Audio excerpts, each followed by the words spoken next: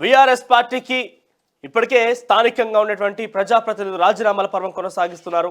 అవిశ్వాస తీర్మానాలతోని మున్సిపాలిటీ కేంద్రాల్లో municipality చైర్పర్సన్లుగా BRS వాటిని తొలగించి కాంగ్రెస్ పార్టీ అక్కడ అధిరోహించబడుతుంది. అక్కడ ఆ స్థానాన్ని కబ్జా చేస్తోంది. అయితే ఇది కొనసాగుతున్నట్టుగానే మరోవైపు మొన్నటికి మొన్న ఒక ఎమ్మెల్యే కూడా నేరుగా ముఖ్యమంత్రిని కలవడం, ఆ తర్వాత నలుగురు ఎమ్మెల్యేల విషయంలో కూడా వాళ్ళు ముఖ్యమంత్రి కలవడంతో కాస్త సంచలనం రేపుతున్నాయి.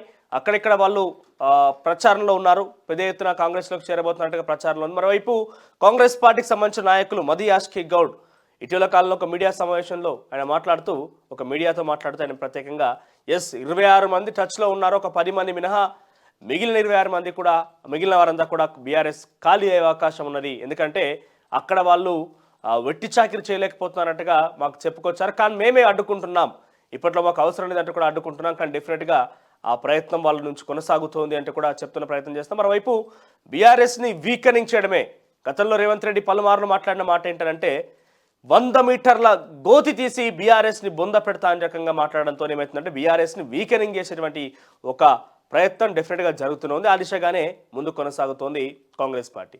ఇక ఇటీవల కాలంలో మరొక ఎంపీ బీఆర్ఎస్ పార్టీకి సంబంధించిన ప్రస్తుతం సిట్టింగ్ ఎంపీ కాంగ్రెస్లోకి వెళ్లేందుకు సిద్ధమవుతున్నారట. ఇప్పటికే పలుమార్లు ఆ ఎంపీ అంటే బహిరంగంగా ఈ ఎంపీ అని మనం చెప్పకపోయినప్పటికీ ఇటీవల కాలంలో ఆ ఎంపీకి సంబంధించి ఎవరైతే సిట్టింగ్ ఎంపీ గతంలో బీజేపీలో చేరుతారంటూ వార్తలు వచ్చినాయి. ఆయనని మహారాష్ట్రకు పంపించి మహారాష్ట్ర నుంచి ఆయన్ని నాందేడ్ నుంచి ఎంపీగా పోటీ చేసే అవకాశం ఉన్నట్టుగా కొన్ని వార్తలు వచ్చినాయి. కానీ ఇప్పుడు బీఆర్ఎస్ నుంచి ఆయన ఏఐసిసి పెద్దల సంప్రదింపులు జరిపి టికెట్ ఇస్తానంటే కాంగ్రెస్లోకి వస్తానంటగా మాట కూడా తీసుకున్నారట. ఇక ఆయన రేపో మాపో కాంగ్రెస్లో చేరే అవకాశం కూడా ఉండబోతున్నట్టుగా పెద్ద ఎత్తున వార్తలు వస్తున్నాయి. ఇక కోదండరాం విషయంలో పాపం కోదండరాంకి పరవిగండం ఎదురైంది. అయితే కాంగ్రెస్ పార్టీ కోదండరాంని గవర్నర్ కోట ఎమ్మెల్సీగా ప్రతిపాదిస్తే ఎవరు అబ్జెక్షన్ చెప్పలేకపోవచ్చు. ఆయనకు ఉద్యమ నాయకుడు, ఉద్యమానికి రథసారథిగా వ్యవహరించిన వ్యక్తి, ప్రొఫెసర్, సౌమ్యుడు, అందరి పట్ల ముఖ్యంగా ప్రజల పట్ల స్నేహభావం కలిగి ఉండి ప్రజలతో మమేకమై ఉండే వ్యక్తి. ఆయన ఎవరు అడ్డు చెప్పకపోవచ్చు అనే ఒక ఆలోచనలో ఉన్న కాంగ్రెస్ పార్టీ ఏం చేసింది, ఆయనకు రాజకీయ ప్రమేయం ఉన్నప్పటికీ గవర్నర్ కోట ఎమ్మెల్సీగా ప్రతిపాదించింది. వెంటనే గవర్నర్ ఆమోద ముద్ర వేసింది. దానికి సంబంధించి ప్రమాణ స్వీకారం చేయాల్సి ఉండగా ప్రమాణ స్వీకారాన్ని చివరిగా జరగలేదు. హైకోర్టు తీర్పు ఇచ్చింది స్టేటస్ కో, అంటే యథాతథ స్థితిని ప్రకటించారు కదా, అట్లే ఉండండి, ప్రమాణ స్వీకారం చేయొద్దు, శాసన మండలికి పోవద్దు, అట్లే ఉండండి. ఫిబ్రవరి 8న విచారణ జరిపి తీర్పునిస్తాం, ఆ తేదీ వరకు కూడా మీరు యథాతథ స్థితిని కొనసాగించాలన్నట్టుగా గవర్నర్ సంబంధించిన గెజిట్ ఏదైతే ఉందో దానికి సంబంధించి స్టే విధించింది, ప్రస్తుతం స్టేటస్ కో విధించింది రాష్ట్ర హైకోర్టు. మరోవైపు చాలామంది చెప్పేది ఏంటంటే కంటెంప్ట్ ఆఫ్ కోర్టు కూడా అవుతుంది ప్రభుత్వం మీద అంటున్నారు. ఎందుకనంటే కోర్టు పరిధిలో ఈ యొక్క విషయం పిటిషన్ బీఆర్ఎస్ పార్టీ నాయకులు వేసినప్పుడు విచారణలో ఉన్నది. ఆ విచారణ పూర్తయి తుది ఫలితం విడుదలవ్వక ముందే ఏ రకంగా గవర్నర్ ఇట్లా ప్రతిపాదిస్తుంది, ఆమోద ముద్ర వేస్తుంది, ఏ రకంగా ప్రభుత్వం ముఖ్యంగా క్యాబినెట్ మీటింగ్ జరిపి అంశాన్ని ప్రతిపాదిస్తుందని ఒక రకంగా చర్చ కొనసాగుతుంది. రైట్స్, ఇవే అంశాలు హైలైట్గా ఉన్నాయి. వివిధ వార్తాపత్రికల్లో వచ్చిన కథనాలు దానికి సంబంధించి విశ్లేషణ చేసే ప్రయత్నం చేద్దాం. ముందుగా ఈనాడు విషయానికి వస్తే హెడ్లైన్ చూస్తే కనుక రాష్ట్రాన్ని కేసీఆర్, దేశాన్ని మోదీ అప్పలపాలు చేశారు. భాజపా నిలువరించడం కాంగ్రెస్కే సాధ్యం. రాహుల్ ప్రధాని కావాలంటే రాష్ట్రంలో అన్ని సీట్లు గెలవాలి. దీనికి కారణమేని తెలంగాణ రాష్ట్రం మీద కాంగ్రెస్ పార్టీ స్పెషల్ ఫోకస్ పెట్టడానికి కారణమేందో గతంలోనే మీకు చెప్పిన. ఇక గ్రామాల్లో తాగునీటి నిర్వహణ బాధ్యత పంచాయతీలకే. ఇక వచ్చేది వేసవి కాలం కాబట్టి వేసవిలో ఎద్దడి రాకుండా చర్యలు. నియోజకవర్గాల ప్రత్యేక నిధులు 1 కోటి మంచినీటి సరఫరాకు సమీక్షలో సీఎం రేవంత్ రెడ్డి. ఇక గవర్నర్ కోట ఎమ్మెల్సీల ప్రమాణ స్వీకారానికి బ్రేక్. ఫిబ్రవరి 8 వరకు నియామక ప్రక్రియపై యథాతథ స్థితి. హైకోర్టు మధ్యంతర ఉత్తర్వులు. పిటిషన్ పెండింగ్లో ఉన్న ముందుకెళ్లడంపై ధర్మాసనం అసంతృప్తి. అదేమంటున్నా, పిటిషన్ పెండింగ్లో ఉన్న గవర్నర్ కానీ క్యాబినెట్ కానీ ఎట్లా ఆమోదిస్తుంది, ఎట్లా మీరు ప్రపోజ్ చేస్తారన్న రకంగా ఒక రకంగా ప్రభుత్వం మీద గవర్నర్ మీద అసంతృప్తి ఉందట హైకోర్టు. ఇక సాయి సింధు ఫౌండేషన్కు భూముల కేటాయింపు నిలిపివేత. రెవెన్యూ ముఖ్య కార్యదర్శి ఉత్తర్వులు. ఇక జార్ఖండ్లో ఉత్కంఠ. రాంచీ చేరుకున్న సీఎం సోరెన్, ఎమ్మెల్యేలతో భేటీ. సతీమణికి పగ్గాలు. నేడు ప్రశ్నించేందుకు సిద్ధమవుతున్న ఈడీ. ఇక పాక్ మాజీ ప్రధాని ఇమ్రాన్కు 10 ఏళ్ల జైలు శిక్ష. మాజీ విదేశాంగ మంత్రి ఖురేషికి కూడా. ఇక కేరళ భాజపా నేత హత్య కేసులో 15 మందికి మరణ శిక్ష. లోక్సభ ఎన్నికల బరిలోకి కొత్త అభ్యర్థులు. అసెంబ్లీ ఎన్నికల్లో ఆధిక్యం లభించని స్థానాలపై కాంగ్రెస్ కసరత్తు. ఆదిలాబాద్ నుంచి ఆదివాసీ వైద్యురాలని రంగంలోకి దింపే యోచన. మల్కాజ్గిరికి ఓ వ్యాపారవేత్త పేరు పరిశీలన. నేటి నుంచి పార్లమెంట్ సమావేశాలు. నూతన భవనంలో రాష్ట్రపతి ప్రసంగం, ఆర్థిక సర్వే ప్రవేశపెట్టిన నిర్మల. రేపు మధ్యంతర బడ్జెట్. ప్రతిపక్ష సభ్యుల సస్పెన్షన్ ఎత్తివేతకు సుముఖం. ఇక మధ్యంతర పద్దు మురిపిస్తోందా? రేపు తాత్కాలిక బడ్జెట్ను ప్రవేశపెట్టనున్న కేంద్రం. ఇక తెలంగాణకు 13 ఖేలో ఇండియా కేంద్రాలు. తక్షణం సర్పంచ్ల నుంచి రికార్డులు స్వాధీనం చేసుకోవాలి. ఇక రేపటితోని, ఈ రోజుతో పదవి కాలం ముగుస్తోంది. ఇక రేపటితోని ప్రజా ఏమంటారు స్పెషల్ ఆఫీసర్ పాలన కొనసాగే అవకాశం నేపథ్యంలో సర్పంచ్ల నుంచి పూర్తి స్థాయి ఆధారాలన్నీ కూడా సేకరించాలన్నట్టుగా రాష్ట్ర ప్రభుత్వం కింది అధికారులకు ఆదేశాలు జారీ చేసిందట. రైతులకు రుణ సాయం పెంచండి. 2024-25 ఆర్థిక సంవత్సరంలో 1,33,587 కోట్లు అందించాలి. ఇక అన్ని ఆస్తులు ఎలా వచ్చాయి? శివబాలకృష్ణతో పాటు బంధువుల విచారణ. నేటి నుంచి ఏసీబీ కస్టడీకి మాజీ రెరా కార్యదర్శి శివబాలకృష్ణ. ఇక పరికరాలకు దుమ్ము, ప్రైవేటుకు సొమ్ము. లక్షలు పెట్టుకున్న యంత్రాలు గదిల్లోనే. పాడైన మరమ్మతులే కరువు. ఇక చూస్తే ఎక్స్రే మిషన్లు, గవర్నమెంట్ హాస్పిటల్ ఎక్స్రే మిషన్లు, స్కానింగ్ మిషన్ అని కూడా తీసుకొచ్చి దాన్ని మెయింటెనెన్స్ చేయక, అసలు దాన్ని పట్టించుకుని నాదుడు లేక, అంటే ఇక్కడ ఏమవుతున్నది, అక్కడ వాటిని ఉపయోగించేటువంటి టెక్నాలజీ సంబంధించిన వ్యక్తులు అందులో సిబ్బంది లేక వాటి మూలకు పెట్టేస్తే దుమ్ము పడి ఖరాబ్ అయిపోతున్నాయట. ఇక ఆంధ్రజ్యోతి విషయానికి వస్తే, మాజీ సీఎస్ సోమేష్ భూములపై సర్కార్ ఆరా. ఇప్పటికే ఎక్కడ రంగారెడ్డి జిల్లాలో ఒక చోట 25 ఎకరాల భూమి, ఒక్కో ఎకరానికి 3 కోట్ల రూపాయలకు సంబంధించి తన భార్య పేరిట సాదా బైనామాతో ట్రాన్స్ఫర్ చేసుకున్నాడట. ఎట్లా చేసుకోగలిగండి ఇవన్నీ అనే విషయంలో ఆరా చేస్తున్నారు సర్కార్. ఇక రెరా ఇన్ఛార్జ్ కార్యదర్శి శోభాలకృష్ణ సస్పెన్షన్. ఇక్కడ ఫార్మాసిటీకి కిలోమీటర్ దూరంలో 25 ఎకరాల కొనుగోలు. రెవెన్యూ స్పెషల్ చీఫ్ సెక్రటరీగా ఉన్నప్పుడే భార్య పేరు రిజిస్ట్రేషన్. పక్కనే సన్నిహిత కుటుంబానికి 123 ఎకరాలు. సోమేష్ కుటుంబానికి వారం తేడాతో వాటి రిజిస్ట్రేషన్ ఏదో మతలబు. ఇక్కడ 123 ఎకరాలేమో కుటుంబం పేరిటనట, తర్వాత భార్య పేరు 25 ఎకరాలట. ఒక వారం తేడా మీదనే రిజిస్ట్రేషన్ జరిగినాయట. ఇక బీఆర్ఎస్ చచ్చిన పార్టీ. రాష్ట్ర ప్రజలు దాన్ని బొందబెట్టేశారు. ఆ పార్టీకి ఓటేస్తే మూసీలో వేసినట్టే అన్న రేవంత్ రెడ్డి. ఇక ఇంటింటికి నల్లా నీళ్లు బాధిత సర్పంచ్లకు. తాగునీటి కోసం నియోజకవర్గానికి ₹1 వేసవిలో ఎద్దడి తలెత్తవద్దు. నదులతో పాటు కొత్త రిజర్వాయర్లను వినియోగించుకోవాలి. తాగునీరు అందని ప్రాంతాలపై సమగ్ర సర్వే. అనుసంధానం లేని గ్రామాలకు రోడ్లు వేయాలి. ఇక పంచాయతీరాజ్ సమీక్షలో సీఎం రేవంత్ రెడ్డి. తర్వాత ఆగిన కోదండ ప్రమాణం. గవర్నర్ కోటాలో 2 ఎమ్మెల్సీల భర్తీపై హైకోర్టులో స్టేటస్ కో. కోదండరాంపై కేసీఆర్ కుట్ర, ఆయనది నీచ రాజకీయం. రాష్ట్రం నిరసన. తెలంగాణ జనసమితి వెల్లడి. ఇక 60 రోజుల్లో సార్వత్రిక ఎన్నికలు. ఏప్రిల్ 7 లేదా 8 తేదీల్లో రాష్ట్రంలో పోలింగ్ అన్న రేవంత్ రెడ్డి. కనీవిని ఎరగని రీతిలో ఇంద్రబెల్లి బహిరంగ సభ అంటూ టీపీసీసీ అధ్యక్షుడు రేవంత్ రెడ్డి ఈ నెల 2వ తేదీన ఫిబ్రవరి 2వ తేదీన అంటే ఎల్లుండి ఇంద్రబెల్లి నుంచి మరోసారి పార్లమెంట్ ఎన్నికలకు శంఖారావం పూరించబోతోంది కాంగ్రెస్ పార్టీ. ఇక కులగణనకు 160 కోట్లు. సామాజిక ఆర్థిక విద్యా కుల సర్వే పేరిట ప్రక్రియ 6 నెలల నుంచి 8 నెలల సమయం పడుతుందని అంచనా. కేబినెట్ ఆమోదం తర్వాత అసెంబ్లీలో ప్రకటన. సర్వే కోసం ప్రత్యేకంగా ఓ కమిషన్ ఏర్పాటు. ఇక మనిషి మెదడులో మస్క్ చిప్, న్యూరాలింక్ సంస్థ అమర్చినట్టు తెలిపిన టెక్ బిలియనర్. ఫోన్లు, కంప్యూటర్లకు వైర్లెస్గా అనుసంధానమై ఆలోచనతోనే వాటిని నియంత్రించగలిగితే బ్రెయిన్ కంప్యూటర్ ఇంటర్ఫేస్. పక్షపాతం, ఇతర సమస్యలతో మంచానికి పరిమితమైన వారి ఆలోచనలను వేగంగా కంప్యూటర్కు ప్రసారం చేసే వీలు. ఎవరైతే పక్షపాతానికి గురైపోయి తర్వాత ఇతర సమస్యలతో బాధపడుతున్న వాళ్ళు ఉంటారో అందులో మైండ్లో ఒక చిప్పు అమర్చి దాని ద్వారా వైర్లెస్ పరిధితో కంప్యూటర్లో తన ఆలోచనల్ని నోట్ చేయవచ్చట. ఇక హెటిరో భూమి లీజు ఆగింది. తర్వాత అధికారికంగా గద్దర్ జయంతిని రవీంద్ర భారతిలో కార్యక్రమం. తెల్లాపూర్లో గద్దర్ విగ్రహానికి స్థలం. ఇక బీజేపీ నేత హత్య కేసులో 15 మందికి మరణశిక్ష. కుటుంబ సభ్యుల ఎదుటే మారణకాండ. ముద్దాయిలంతా పిఎఫ్ఐ సభ్యులు. కేరళ కోర్టు తీర్పు. 2021లో ఘటన. ఇక నేటి నుంచి బడ్జెట్ సమావేశాలు. కొత్త పార్లమెంట్ భవనంలో తొలిసారి ఫిబ్రవరి 9వ తేదీన వరకు సెషన్స్ నిర్వహణ. ప్రస్తుత లోక్సభకు ఇవే చివరి సమావేశాలు. లోక్సభలో రేపు మధ్యంతర బడ్జెట్ ప్రవేశపెట్టిన ఆర్థిక శాఖ మంత్రి నిర్మల. ఇక కిసాన్ సమ్మాన్ 50% పెంపునకు ఛాన్స్. ప్రతి సమస్యపై చర్చకు సిద్ధం. కేంద్ర ప్రభుత్వం అఖిలపక్ష భేటీలో ఫ్లోర్ లీడర్లకు వెల్లడి. ఇక 11 మంది రాజ్యసభ ఎంపీల సస్పెన్షన్కు ఎత్తివేత. ఇక ఉమ్మడి కార్యాచరణ కొరబడిన ప్రతిపక్ష కూటమి. ఇక చండీగఢ్ కార్పొరేషన్ బీజేపీ చేతికి. నాటకీయ పరిణామాల మధ్య ఎన్నిక. ఆ తర్వాత రాంచీలో హేమంత్ ప్రత్యక్ష 30 గంటల అదృశ్యం తర్వాత రాష్ట్ర రాజధానికి జార్ఖండ్ సీఎం. వెలుగు విషయానికి వస్తే మరిన్ని గ్రూప్ 1 పోస్టులు, అనుబంధ నోటిఫికేషన్ కు కసరత్తు. ఖాళీగా ఉన్న పోస్టుల వివరాలు పంపాలని ఆర్థిక శాఖ ఆదేశం. వారం రోజుల్లో గ్రూప్ 4 ఫలితాలు. టీఎస్పీఎస్సీ కొత్త కమిషన్ వరుస రివ్యూలో ఆగిన రిక్రూట్మెంట్ ప్రక్రియలో కదలిక. కేసీఆర్ మోదీ చీకటి దోస్తులు. విభజన హామీలపై ఈయన అడగలే, ఆయన ఇయ్యలే అన్న సీఎం రేవంత్. కేంద్రంలో కాంగ్రెస్ వస్తేనే హామీలు అమలైతాయి. బీఆర్ఎస్ ను ప్రజలు బొందబెట్టిండ్రు, ఇక దించాల్సింది మోదీనే. కేసీఆర్ రాష్ట్రాన్ని 7 లక్షల కోట్ల అప్పుల్లో ముంచితే మోదీ 100 లక్షల కోట్ల అప్పులతో దేశాన్ని దివాలా తీయించిండు. బిల్లా రంగాలు బీజేపీని పల్లెత్తు మాట అంటలేరు. కోదండరాంను ఎమ్మెల్సీ చేస్తే రాజకీయ కుట్రతో అడ్డుకుంటారా?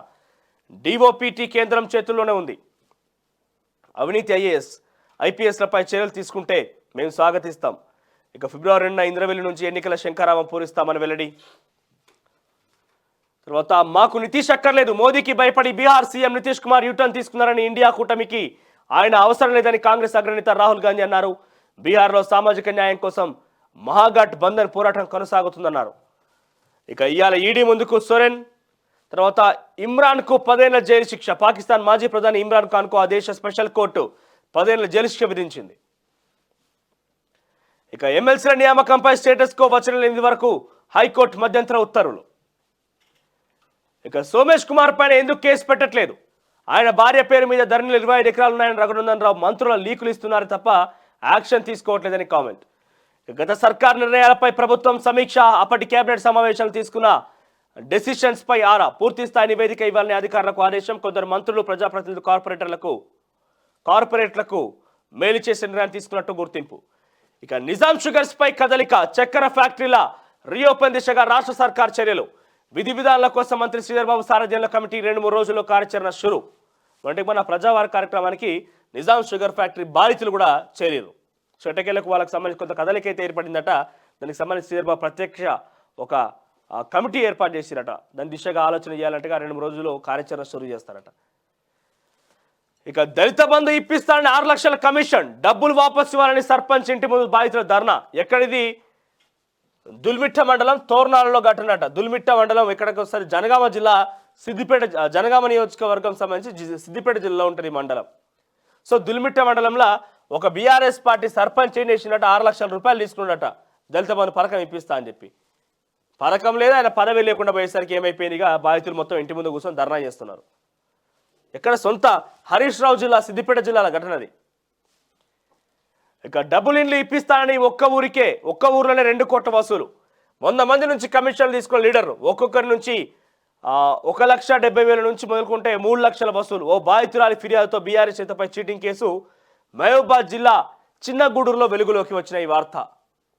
2 కోట్ల రూపాయలట ఒక్క ఊళ్ళనే వసూలు చేసిరట డబుల్ బెడ్రూమ్ ఇల్లు ఇప్పిస్తామని చెప్పి. ప్రపంచ అవినీతి ఇండెక్స్లో ఇండియాకు 93వ ర్యాంక్. గతేడాదితో పోలిస్తే 8 స్థానాలు కిందకి. 76వ స్థానంలో చైనా, 133వ స్థానంలో పాక్. అతి తక్కువ అవినీతి ఉన్న దేశంగా డెన్మార్క్ మొదటి ర్యాంక్. అత్యంత అవినీతిమయమైన దేశంగా సోమాలియాకు లాస్ట్ ర్యాంక్. అవినీతి దేశంలో ఇండియాకు 93వ ర్యాంక్ అట. ఇక తొలి వెలుగు విషయానికి వస్తే, ఎవరిని వదిలిపెట్టం, లెక్కలతో సహా అందరి చిట్టా బయట పెడతాం. ఇచ్చిన హామీలు అమలు చేయని బీఆర్ఎస్ ప్రభుత్వం. పనులు చేయలేక 10 ఏళ్లు కాలయాపన. పుట్టబోయే బిడ్డ మీద కూడా అప్పే. గొప్పగా పాలిస్తే ప్రజలెందుకు తిరస్కరించారు? డిప్యూటీ సీఎం బట్టి విక్రమార్క. ఇక రాజకీయాలకు మల్లారెడ్డి గుడ్ బై. అరే ఇక మాకు కామెడీ తప్పుతుంది. ఇక రాజకీయాలల్లో కోపం ఉండాలి, ఆవేశం ఉండాలి, ఎమోషన్ ఉండాలి, కానీ కామెడీ కూడా ఉండాలి. మల్లారెడ్డి రాజకీయాలకు గుడ్ బై చెప్తే చాలా ఇబ్బంది కలుగుతుంది డెఫినెట్గా. రాజకీయాలకు మల్లారెడ్డి గుడ్ బై. ఇకపై ఎన్నికల్లో పోటీ చేయబోను. రాజకీయ పరంగా ఇవే చివరి 5 ఏళ్లు. నియోజకవర్గంలో అనేక పనులు చేశా. సమీక్షా సమావేశంలో మాజీ మంత్రి మల్లారెడ్డి వ్యాఖ్యలు. ఇక నన్ను ఒక సెక్సిస్ట్గా చూశారు భారత చెస్ క్రీడాకారిణి దివ్యా దేశ్ముఖ్. ఇక కోదండరాంకు పదవి గండం. గవర్నర్ కోటా ఎమ్మెల్సీల నియామకంపై ట్విస్ట్. ప్రమాణ స్వీకారానికి తెలంగాణ హైకోర్టు బ్రేక్. న్యాయస్థానాన్ని ఆశ్రయించిన బీఆర్ఎస్ నేతలు తుది తీర్పు వచ్చే వరకు ప్రమాణ స్వీకారం లేనట్టే. హైకోర్టు నిర్ణయంతో కాంగ్రెస్ లో కొత్త టెన్షన్, రాజకీయ కుట్ర జరుగుతోందన్న కాంగ్రెస్ నేతలు. కోదండరాంను ప్రశ్నించేంత పెద్దోళ్ళ సీఎం రేవంత్ రెడ్డి సంచలన వ్యాఖ్యలు. పక్కనే అమ్మా నాన్న బై బై, సాహితీ సారీరా, ఉరివేసుకొని ఇంటర్ విద్యార్థిని ఆత్మహత్య, మార్కులు తక్కువ వస్తాయన్న మనోవేదన, సంరక్షణ సరిగా లేకపోవడం వల్లనని ఆరోపణ, కన్నీళ్లు పెట్టిస్తున్న విద్యార్థి సూసైడ్ నోట్. వంట అయినాక గంటె తిప్పుతోంది. స్టాఫ్ నర్సుల ఉద్యోగ భర్తీ ప్రక్రియను పూర్తి చేసింది బీఆర్ఎస్ ప్రభుత్వం. నియామక పత్రాలు ఇచ్చే పేరిట హడావిడి. స్టాఫ్ నర్సులుగా పరిగణించడం శోచనీయం. కాంగ్రెస్ సర్కార్పై హరీష్ రావు సెటైర్. ఇక పగలు సరిగమలు, రాత్రి డ్రగ్స్ పదనిసలు. పగలు సరిగమలు, రాత్రి డ్రగ్స్ పదనిసలు. ఎవరి లావణ్య, ఎవరా హీరో? ఉన్నత చదువుల కోసం వచ్చి మ్యూజిక్ టీచర్గా మారి సినిమాల్లో అవకాశాల కోసం ప్రయత్నాలు. షార్ట్ ఫిలిమ్స్, సినిమాల్లోనూ నటన. ఓ టాలీవుడ్ హీరోతో ప్రేమాయణం. రిమాండ్ రిపోర్ట్లో కీలక విషయాలు. వరలక్ష్మి టిఫిన్ డ్రగ్స్ కేసులోనూ నిందితురాలు. ఆరా తీస్తున్న నార్కోటిక్స్ బ్యూరో అధికారులు. పెద్ద కథే ఉన్నది. పైకి చూస్తేనేమో సరిగమ పదనిసలట, సాయంత్రం అయితేనేమో డ్రగ్స్ పదనిసలట. కేటీఆర్ అఫిడవిట్లో తప్పులేదు. హైకోర్టులో కేసుపై స్పందించిన బీఆర్ఎస్. రాజకీయ కుట్రతోనే కేసులని వ్యాఖ్య. కోర్టు తీర్పు తమకి అనుకూలమని స్పష్టం.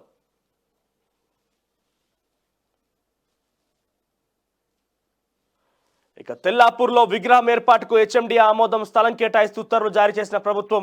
ఇటీవల విగ్రహ ఏర్పాటుకు యత్నించిన అఖిలపక్షం. ప్రభుత్వం అనుమతితో త్వరలోనే ఆవిష్కరణ. ఈరోజు గద్దర్ జయంతి. ఒక ప్రజా యుద్ధన, ఒక అందరి వర్గం వాడు. అసలు ప్రశ్నించే తత్వాన్ని ప్రజల్లో బలంగా తన పాట రూపంలో వినిపించిన వ్యక్తి గద్దరన్న మనందరినీ వదిలిపెట్టడం జరిగింది. కానీ చిరస్మరణీయంగా మన గుండెలో నిలిచిపోయే ఏకైక వ్యక్తి. ఆయన పాటల రూపంలో, ఆయన మాటల రూపంలో, ఆయన ఇచ్చినటువంటి ఆ ఉద్యమ స్ఫూర్తి రూపంలో అనేక విధాలుగా మనలో నిలిచిన వ్యక్తి గద్దరన్న. ఈరోజు అధికారికంగా రవీంద్ర భారతిలో ప్రభుత్వం నిర్వహిస్తోంది గద్దరన్న జయంతికి సంబంధించి ఉత్సవాలు. ఆ తర్వాత తెల్లాపూర్లో గద్దరన్న విగ్రహావిష్కరణ జరిగింది. విగ్రహావిష్కరణ కోసం కూడా ఇప్పటికే కొంత ఒడిదుడుకులు ఎదుర్కొని తెలుగులో ఇప్పటికే మీరు చూస్తుంటారు. నేరుగా నేను వెళ్ళి అక్కడికి అసలు ఏం జరిగింది ఒక గ్రౌండ్ రిపోర్ట్ చేసే ప్రయత్నం చేసినాం. తర్వాత ఇటకేలకు హెచ్ఎండి అధికారులు పర్మిషన్ ఇచ్చారు. సో ఈరోజు అధికారికంగా తెల్లాపూర్లో ప్రజలే నిధులు సమకూర్చుకొని, ప్రభుత్వం కాదు, మున్సిపాలిటీ తీర్మానం చేస్తే ప్రజలే నిధులు సమకూర్చుకొని అట్టహాసంగా గద్దరన్న విగ్రహావిష్కరణ చేసేందుకు. గద్దరన్న మొట్టమొదటి విగ్రహం ఎక్కడ అంటే తెల్లాపూర్లో చరిత్రలో నిలిచిపోయేటువంటి ఒక విగ్రహాన్ని, కాంస్య విగ్రహాన్ని అక్కడ ఏర్పాటు చేయబోతోంది అక్కడ స్థానిక తెల్లాపూర్ ప్రజానికం. సో మొదట్లో కొంత ఒడిదుడుకులు ఎదుర్కొన్నప్పుడు అక్కడ కొల్లూరి భరత్ అనే ఒక కౌన్సిలర్, తెల్లాపూర్ కౌన్సిలర్ అమర నిరాహార కూర్చున్నాడు. ఎట్టకేలకు ప్రభుత్వం దిగొచ్చింది. హెచ్ఎండి అధికారులు పర్మిషన్ ఇచ్చారు. సుమారుగా 1050 గజాలు అనుకుంటా, 1050 గజాలకి పర్మిషన్ దొరికింది. ల్యాండ్ మొత్తం కూడా అక్కడ ఈరోజు సాయంత్రం 5 గంటలకి ఆ విగ్రహావిష్కరణ జరగబోతోంది. గద్దరన్న విగ్రహం, తొలి విగ్రహం. నమస్తే తెలంగాణ విషయానికి వస్తే,